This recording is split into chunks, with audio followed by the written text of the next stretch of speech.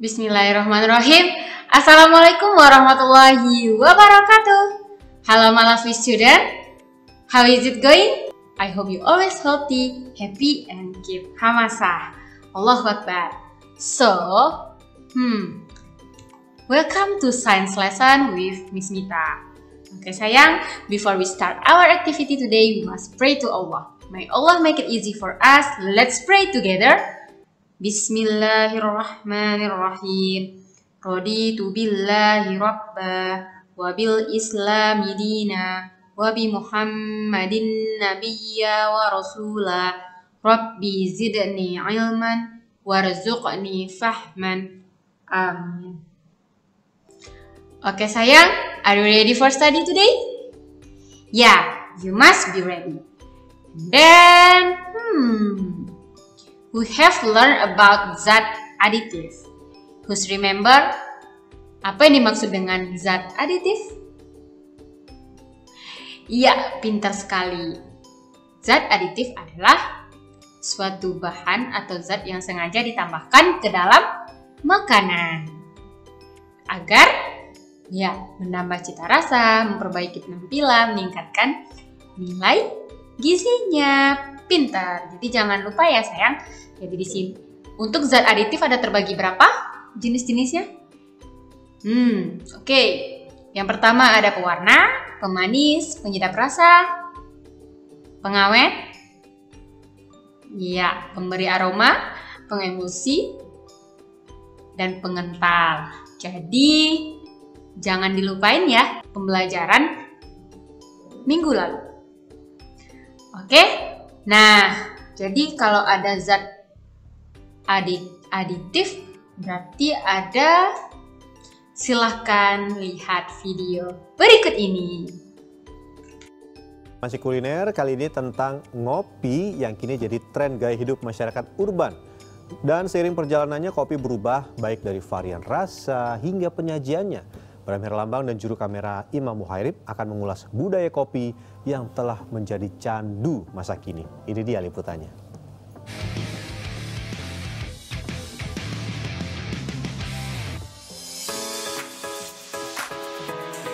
Ngopi yuk!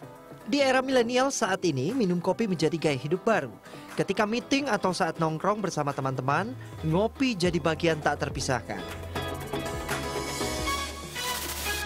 Dahulu, kopi identik dengan kalangan orang tua. Tapi kini, tren minum kopi merambah generasi muda. Bedanya, kini ritual minum kopi naik kelas. Tidak hanya dilakukan di rumah atau warung kopi lingkungan sekitar, kini ngopi bisa dimanapun dan kapanpun. Nah, jadi anak Miss sudah selesai melihat cuplikan video tadi, yaitu tentang kopi. Nah, sekarang kan lagi marak nih, banyak nih kedai-kedai kopi. Dan bukan kedai aja, tapi ada kafe-kafe yang menyajikan kopi. Kira-kira apa ya pembelajaran kita hari ini? Berkaitan dengan kopi kah? Iya, penasaran? Oke, jadi untuk hari ini, pengertian zat adiktif. Yang kedua, jenis-jenis zat adiktif, dampak penggunaan zat adiktif, dan yang terakhir adalah upaya pencegahan diri dari bahaya narkoba. Oke, sayang. Nah, sebelum kita masuk ke pengertian zat adiktif, nah, lihatlah gambar ini. Masih bersama kopi. Ada apa sih dengan kopi? Mobile Legends sama Free Fire. Ini pasti nggak asing ya, terutama bagi anak Miss yang laki-laki. Apa persamaan dari kedua gambar di atas? Ada yang tahu? Nah, kalau kopi itu pasti nagih. Kalau game Mobile Legends sama Free Fire, nagih juga nggak? Iya, yang satu game, yang satu kopi. Nah, kok bisa ya buat nagih? Pasti nagih kan? Kalau anak Miss sekali minum kopi pasti mau minum kopi lagi. Nah, kalau sekali main game Mobile Legends atau Free Fire pasti mau main lagi. Bener nggak? Nah, sekarang pasti masih main game ini kan? Nah, jadi tolong dikurang-kurangi ya sayang. Ya, tetap fokus pembelajarannya. Jangan pula nanti gara-gara game anak Miss lebih banyak mudaratnya. Allah nggak suka yang banyak mudarat. Oke, jadi dari persamaan ini adalah sama-sama bikin ketagihan. Nah, jadi inilah topik pembelajaran kita hari ini mengenai zat adiktif ya. Zat adiktif itu sendiri kalau misalnya anak Miss bahasa Inggris itu addict. Addict itu candu atau nagih. Sama halnya dengan kopi tadi, sama game. Tapi kalau game itu aduh, sebenarnya susah juga itu. Tapi tolong ya sayang ya, tolong diperhatikan dan tidak ada yang boleh main game ketika pembelajaran berlangsung. Oke?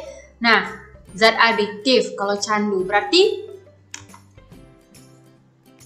zat-zat yang apabila dikonsumsi dapat menyebabkan ketergantungan atau adiksi atau ingin menggunakannya secara terus-menerus. Ya. Nah, jadi kalau di kopi itu dia ada yang namanya pinter. Namanya adalah kafein yang membuat kita candu. Oke. Nah, jadi paham ya sampai di sini apa itu zat adiktif ya. Ingat aja kata addict. Addict itu candu atau tagih. Nih dia. No. Oke. Jadi Saudara Satuan Reserse Narkoba Polresta Denpasar menangkap seorang selebgram yang kedapatan menggunakan narkoba jenis baru saat sedang berpesta narkoba. SA yang berusia 23 tahun ditangkap bersama dengan 3 rekannya saat berpesta narkoba di sebuah villa di kawasan Seminyak, Kabupaten Badung. Ia juga kedapatan menggunakan narkoba jenis baru P-fluorofori sebanyak 4 butir dan 3 pecahan seberat 1,9 gram. Kapolresta Denpasar menyebut narkoba jenis baru ini memiliki efek lebih kuat dari ekstasi.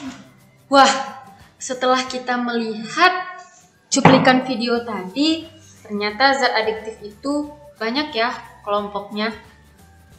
Nah, tadi salah satunya juga setelah disebutkan di video. Yang pertama itu adalah narkotika. Nama adalah narkotika. Narkotika itu sendiri peredarannya dilarang di seluruh dunia dan tercantum pelarangannya pada undang-undang. Hanya pada undang-undang aja ya nak ya, yang zat-zat yang membawa mudarat yang berbahaya bagi kesehatan kita itu dilarang sama Allah Subhanahu wa taala. Oke? Nah, zat berbahaya yang tidak boleh digunakan tanpa pengawasan dokter. Berarti di sini ada narkotika yang boleh digunakan dalam pengobatan atau medis. Nah, untuk yang kedua ada psikotropika, yaitu zat atau obat baik yang alamiah maupun sintetis bukan narkotika yang menyebabkan ketergantungan berkhasiat psikoaktif yang mempengaruhi mental dan perilaku seseorang. Ya, oke. Nah, untuk yang selanjutnya, yang terakhir, yang pasti anak Miss nggak asing. Siapa yang suka teh, yang suka kopi, nah rokok, aduh, mudah-mudahan di sini jangan sampai ya nak ya merokok karena lebih banyak mudaratnya. Oke, zat adiktif yang menghasilkan suatu reaksi biologis pada tubuh tapi tidak menghilangkan kesadaran penggunanya. Ya, jadi di sini ada 3, narkotika, psikotropika, zat adiktif bukan narkotika dan psikotropika. Oke, biar anak Miss gampang, nih, nafza, narkotika, psikotropika, dan zat adiktif lainnya. Prestasi yes, narkoba no. Ya, oke sayang? You know it. Oke, untuk narkotika itu sendiri, dia ada 3 golongan. Jadi golongan yang sangat berbahaya dan tidak digunakan dalam pengobatan itu ada heroin, ada kokain, ada ganja, ada opium. Ini gambarnya ya. Nah, untuk yang golongan kedua berpotensi menyebabkan ketergantungan. Digunakan terbatas dalam pengobatan atau medis. Contohnya nih adalah morfin, betidin, dan metadon. Nah, jadi biasanya morfin ini untuk sebagai bius, ya, pembiusan ketika operasi atau menghilangkan rasa sakit. Nah, untuk golongan 3 berpotensi ringan dalam menyebabkan ketergantungan dan banyak digunakan dalam pengobatan. Contohnya kodein, bukan kodein ya, tapi kodein dong, bukan, tapi kodein. Dextropropolis propoxyphena. Oke sayang? Nah, paham ya sampai di sini?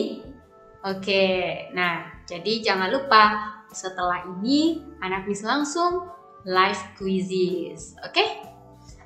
Nah, untuk yang berikutnya ada psikotropika. Wow, sebelumnya ini banyak sekali ya yang berwarna-warni. Yang berwarna-warni pilnya. Jadi tujuan utama kita mempelajari adiktif ini adalah agar anak-anak Miss terhindar dari barang-barang haram ini nak. Ya Allah, na'udzubillah min zalik ya, jangan sampai. Oke, untuk yang psikotropika juga ada ternyata 4 golongan. Nah, ini contohnya ada ekstasi untuk golongan pertama. Nih. Memang warnanya cantik-cantik. Jadi kalau misalnya anak Miss ada ditawarkan oleh orang yang tidak dikenal, stop. Jangan ya. Oke, untuk golongan 2 ini amfetamin, metamfetamin, Ritalin, phencyclidin. Nah, ini bisa ya digunakan dalam pengobatan tapi tidak banyak. Nah, yang ini berpotensi sedang menyebabkan ketergantungan dan digunakan sebagai obat. Nah, ini contohnya pentobarbital, flunitrazepam. Wah, ini ada artis. Ya, ini istrinya Tora Sudiro, Mika Amalia. Ya. Oke, untuk yang golongan 4 ini biasanya ketergantungan dan sangat banyak dia ringan ya dalam ketergantungan dan sangat banyak digunakan sebagai obat. Nih, diazepam ini biasanya untuk kalau misalnya anak Miss susah tidur, nah biasanya menggunakan yang golongan 4 ini. Ya. Oke, paham sampai di sini? Nah, kita lanjut. Jadi, kalau yang tadi itu kan pembagiannya jelas tuh. Kalau ini berdasarkan pengaruh terhadap tubuh kita. 3, stimulus, berarti dia merangsang, meningkatkan aktivitas saraf pusat atau fungsi organ tubuh lainnya dari biasanya. Misalnya nih, seperti meningkatkan detak jantung kita, tekanan darah kita ketika kita mengkonsumsi obat-obat ini. Kafein, nah, kopi ya. Pasti kalau misalnya anak setelah minum kopi, kalau yang nggak terbiasa, pasti akan jantungnya berdebar-debar. Nah, kokain, nikotin ayo terdapat dalam rokok. Dan metamfetamin. Oke, untuk yang selanjutnya adalah depresan atau sedatif. Nah, jadi ini kebalikan dari stimulan, di mana menghambat aktivitas sistem saraf pusat atau fungsi organ tubuh lainnya. Jadi menurunkan kesadaran, menyebabkan rasa kantuk. Biasanya ini digunakan, itu tadi Miss Mita bilang, morfin untuk obat bius ya, dalam dosis tertentu untuk bidang kedokteran. Ya, biasanya dalam operasi.